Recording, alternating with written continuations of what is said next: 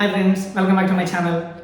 ఈరోజు మన టాపిక్ ఏంటంటే రాఘవ్ చద్దా గారు అసెంబ్లీలో మన గురించి కొన్ని టాపిక్స్ టెలికామ్ ఇండస్ట్రీస్ గురించి కానీ, ఫుడ్ గురించి కానీ, లేకపోతే డిఫరెంట్ టైప్స్ ఆఫ్ వాటిని ప్రస్తావిస్తూ ఉన్నప్పుడు మన మిగతా వాళ్ళ బయట ప్రచారం ఏం జరుగుతుందంటే ఈ రాఘవ్ చద్దా గారు అంటే ఆమ్ ఆద్మీ పార్టీ ఈ సభ్యుడు రాఘవ్ చద్దా గారిని రాజ్యసభలోంచి సస్పెండ్ చేశారు అని చెప్పి ఒక ఇష్యూ బాగా వైరల్ అవుతుంది. ఇది నిజమా కాదా అని తెలుసుకోవాలనుకుంటే కనుక ఈ వీడియోని పూర్తిగా చూడండి.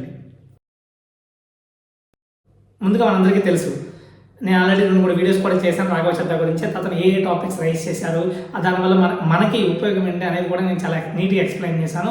మీరు ఇంట్రెస్ట్ ఉంటే కనుక ఆ వీడియోస్ని కొంచెం చూడండి, చూస్తే మీకు ఒక నాలెడ్జ్ వస్తుంది. అదేవిధంగా ఇప్పుడు నేను చెప్పేది ఏంటంటే ఈ రాఘవ్ చద్దా గారు రీసెంట్గా టెలికామ్ ఇండస్ట్రీలో అంటే ఫర్ ఎగ్జాంపుల్ ఒక పర్సన్ ఒక మొబైల్కి రీఛార్జ్ చేసినప్పుడు అది 28 రోజులు మాత్రమే వస్తుంది. అంటే ఒక పర్సన్ ఒక మంత్ చేస్తే అది వచ్చేది 28 డేస్. అంటే 12 మంత్స్ కంపేర్ చేసినప్పుడు ఏమవుతుందంటే 12 రీఛార్జెస్ కాకుండా 13 రీఛార్జెస్ వస్తుంది. అది ఎందుకు అనేది ఒక పాయింట్ ఆఫ్ ప్రశ్నించారు.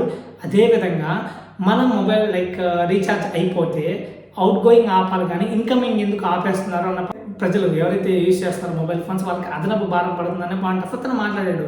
ఇదే కాకుండా ఇంకో పాయింట్ కూడా తను రైజ్ చేశాడు. రైజ్ చేసిన టాపిక్ ఏంటంటే రైట్ టు రీకాల్. అంటే ఒక సీఎం అవ్వచ్చు, లేకపోతే ఒక రాజ్యసభ సభ్యుడు అవ్వచ్చు, లేకపోతే ఒక ఎమ్మెల్యే అవ్వచ్చు, ఒక సర్పంచ్ అవ్వచ్చు. వాళ్ళు ఏమనుకుంటారు, ఒకసారి గెలిస్తే 5 ఏళ్ళు మనం దీన్ని పరిపాలించవచ్చు అన్న పాయింట్ ఆఫ్లో ఉంటారు.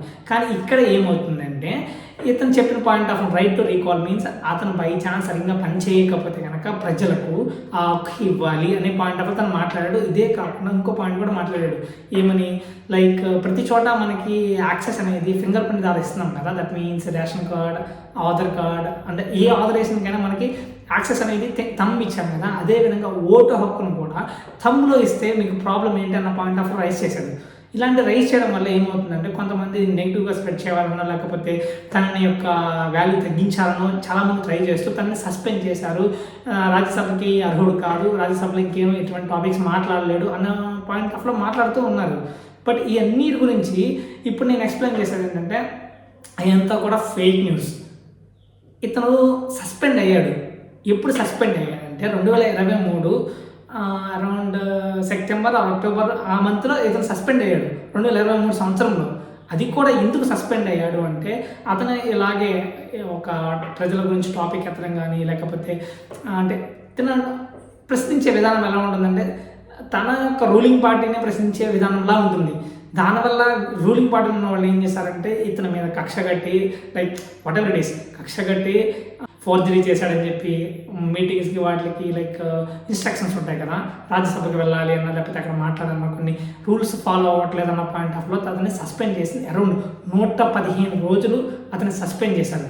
ఆ తర్వాత సుప్రీంకోర్టే అతనికి ఆ సస్పెన్షన్ రిమూవ్ చేసి మళ్ళీ రాజ్యసభకి అర్హతను సాధించాడు. అది ఎప్పుడైనా డిసెంబర్ 2023లోనే అతను అర్హత సాధించాడు.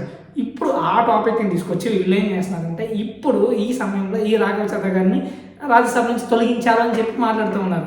నిజం చెప్పాలంటే మనకి ఈ రాఘవ్ చద్దా లాంటి వాళ్ళు 1-2-3-4 మినిమం ఉంటే ఆ రాజ్యసభలో కానీ, లేకపోతే మినిస్టర్లో కానీ, ఎమ్మెల్యేలో కానీ మనకేమవుతుందంటే నెంబర్ 1 సొసైటీ మనం స్థాపించవచ్చు. ఎందుకు అంటే వాళ్ళు అడిగే ప్రశ్నలు ఎలా ఉంటుందంటే మన ఫర్ ఎగ్జాంపుల్ రిచ్ కిడ్స్ ఉన్నప్పుడు వాళ్ళకి మన యొక్క వాల్యూ తెలియదు. బట్ ఇతను దట్ మీన్స్ ఈ రాఘవ్ చద్దా గారు బిలో పావర్టీ లెవెల్ ఆ రేంజ్ వరకు ఆలోచించి అతను మాట్లాడే రిచ్ పర్సన్స్కి అది capable, no problem. But below poverty లెవెల్లో కూడా ఇతను వెళ్ళి దాన్ని మాట్లాడడం అనేది చాలా తనకి సపోర్ట్ చేయాలి. ఇప్పుడు నేను వీడియో చేసేది ఒకే ఒక రీజన్, ఇలాంటి పర్సన్స్ మనకి డెఫినెట్గా రాజ్యసభలో కానీ అన్నింటిలో ఒక్కొక్కరు ఉండాలి.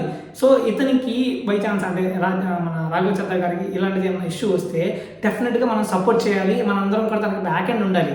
ఆ పాయింట్ ఆఫ్ వ్యూని ఈ వీడియో జరిగింది. అదేవిధంగా ఇలాంటివి రాఘవ్ చద్దా గారు తీసుకొచ్చే పాయింట్స్ ప్రతిదీ మీ ముందుకు తీసుకొస్తూనే ఉంటాను. Thank you. Signing off Kranti university.